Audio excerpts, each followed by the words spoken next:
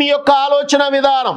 దీనిని గురించే నేను మీతో మాట్లాడుతున్నాను. యేసు ప్రభు వచ్చినప్పుడు ఆయన ప్రత్యక్షత కలిగినటువంటి దేవుడిగా మన కళ్ళ ముందు తిరుగుతున్నప్పుడు, ఆయన మనిషి కుమారుడిగా భూలోకానికి వచ్చినప్పుడు, ఆయన మనుషుల మధ్యలో ఆయన నివాసం చేస్తూ ఉన్నప్పుడు, ఆ యొక్క మనుషుల యొక్క స్థితిగతులను ఆయన కనిపెడుతూ ఉన్నప్పుడు, ఈ యొక్క మనిషిని కూడా, మనిషి కుమారుడిగా ఉన్న దేవుణ్ణి కూడా వీళ్ళు గుర్తుపట్టుకోకుండా వీళ్ళు ఏం చేస్తున్నారు అని అంటే, వినుట మట్టుకు విందురు కానీ వారి చెవులు మందములైనవి అంటున్నాడు.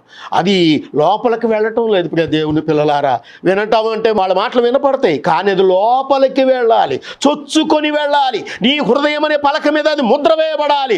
ఎందుకంటే ఆ ముద్ర నువ్వు వేయబడలేకపోవడానికి కారణము నీ గుడారములో ఉన్న దుర్మార్గతను నువ్వు కొట్టివేయట్లేదు కాబట్టి. నేను మారు మనసు పొందాను అంటున్నావు. మారు మనసుకు అర్థము ఈ రోజున మనం తెలుసుకోబోతున్నాం. ప్రియ దేవుని పిల్లలారా, దేవునికి స్తోత్రము కలుగునుగాక. మనము ఆ యొక్క విషయాన్ని మనం జాగ్రత్తగా చూసినట్లయితే దేవుడు